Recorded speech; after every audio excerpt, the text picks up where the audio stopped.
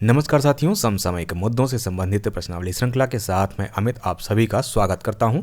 आज है 25 अप्रैल 2020 और आज के हमारे प्रश्न किन मुद्दों पर आधारित हैं, आइए सबसे पहले एक नज़र डालते हैं। विश्व प्रेस स्वतंत्रता सूचकांक 2020 के बारे में बात करेंगे पहले प्रश्न में। वहीं दूसरे प्रश्न में हम जानेंगे कि किस देश के पूर्व प्रधानमंत्री लाइसेनिया कारासे का निधन हो गया है। तीसरा प्रश्न आधारित होगा ई लर्निंग राष्ट्रीय कार्यक्रम पर।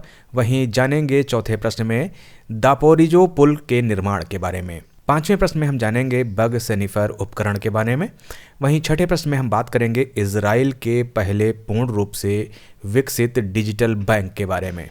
सातवां प्रश्न आधारित होगा विश्व पुस्तक एवं कॉपीराइट दिवस 2020 पर। आठवें प्रश्न में बात करेंगे मुख्यमंत्री कोविड-19 योद्धा कल्याण योजना का लाभ किनको मिलेगा, इसके बारे में। तिरंगा पहल की शुरुआत की गई है, जिसके बारे में हम बात करेंगे 9वें प्रश्न में।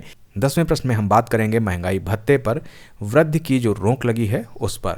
हमारे पास पहला प्रश्न है, विश्व प्रेस स्वतंत्रता सूचकांक 2020 में भारत को कौन सा स्थान प्राप्त हुआ है। हमारे पास ऑप्शन है 140वां, 142वां, 145वां, 150वां। तो यहाँ पर जो इसका सही उत्तर है वो है बी, 142वां। विश्व प्रेस स्वतंत्रता सूचकांक में भारत को 142वां स्थान प्राप्त हुआ है। 180 देशों के सूचकांक में 2019 में भारत का स्थान 140वां था, जो इस वर्ष 2 स्थान नीचे आ गया है। इस सूचकांक में नॉर्वे, फिनलैंड और डेनमार्क क्रमशः पहले, दूसरे एवं तीसरे स्थान पर हैं। यह सूचकांक प्रतिवर्ष रिपोर्टर्स विदाउट बॉर्डर्स द्वारा जारी किया जाता है। इसका मुख्यालय पेरिस, फ्रांस में है।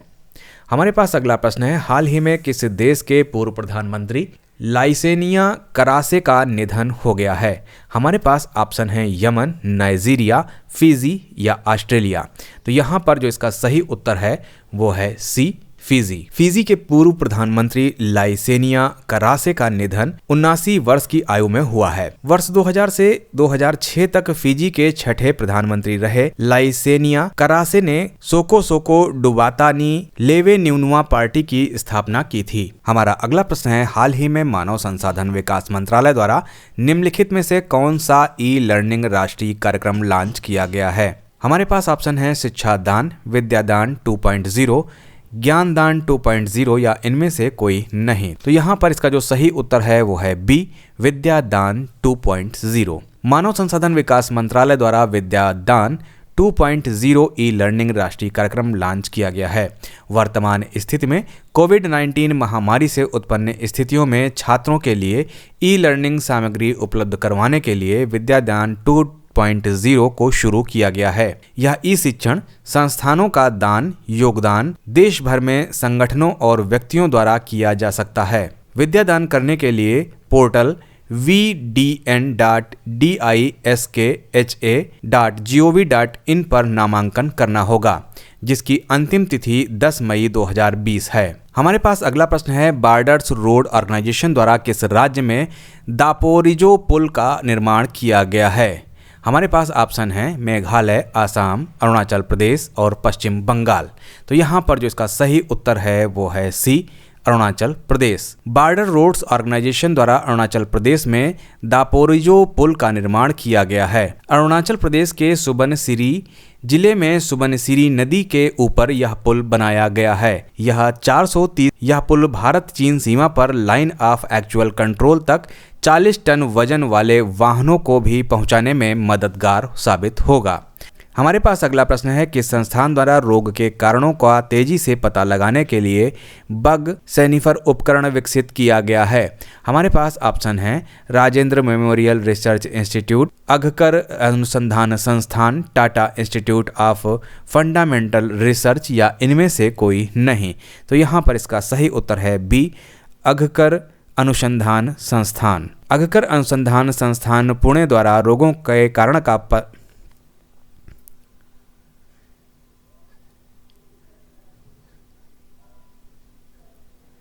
अघकर अनुसंधान संस्थान पुणे द्वारा रोगों के कारणों का तेजी से पता लगाने के लिए बग सेनिफर उपकरण विकसित किया गया है। बग सेनिफरण बग सेनिफर यह संवेदनशील और कम लागत वाला सेंसर है जो रोगों के कारणों का तेजी से पता लगा सकता है। इसमें 30 मिनट तक 1 मिलीलीटर के नमूने के आकार से 10 गुना कम बैक्टीरिया कोशिकाओं से रोगों का पता लगाने की क्षमता होती है। हमारे पास अगला प्रश्न है, निम्नलिखित में से किसके द्वारा इजराइल का पहला पूर्ण रूप से डिजिटल बैंक लॉन्च किया जाएगा? हमारे पास ऑप्शन है TCS, NCS, विप्रो, इन्फोसिस या इनमें से कोई नहीं। तो यहाँ पर जो इसका सही उत्तर है वो है A, TCS NCS। भारत की TCS NCS द्वारा इजराइल का पहला पूर्ण रूप से डिजिटल बैंक लॉन्च किया जाएगा। यह digital banking operation platform TCS NCS global banking platform द्वारा संचालित किया जाएगा। इस डिजिटल बैंक को 2021 में लॉन्च किया जाएगा। TCS NCS यूनिवर्सल वित्तीय समाधान प्लेटफॉर्म वित्तीय सेवा संस्थान के ग्राहक अनुभव को बढ़ाने में सहायता करने के लिए डिज़ाइन किया गया है। इजराइल की राजधानी यरूशलेम है एवं मुद्रा इजरायली नई शेकल है। हमारे पास अगला प्रश्न है, हाल ही में विश्व पुस्तक एवं कॉपीराइट दिवस 2020 कब मनाया गया? हमारे पास ऑप्शन है 22 अप्रैल, 23 अप्रैल, 24 अप्रैल या इनमें से कोई नहीं। यहाँ पर जो इसका सही उत्तर है वो है B, 23 अप्रैल। विश्व पुस्तक एवं कॉपीराइट दिवस 2020 23 अप्रैल को मनाया गया। इसे मनाए जाने का उद्देश्य मानवता, सामाजिक और सांस्कृतिक प्रगति में उत्कृष्ट योगदान देने वाले सभी लेखकों को श्रद्धांजलि देना है। इस वर्ष की विश्व पुस्तक राजधानी कुआलालंपुर मलेशिया है। प्रतिवर्ष यूनेस्को और पुस्तक प्रकाशन एवं पुस्तकों के विक्रेता उद्योगों को प्रतिनिधित्व करने वाले अंतर्राष्ट्रीय संगठन द्वारा विश्व पुस्तक राजधानी का चयन किया जाता है, जो 23 अप्रैल से 1 वर्ष की अवधि के लिए होता है।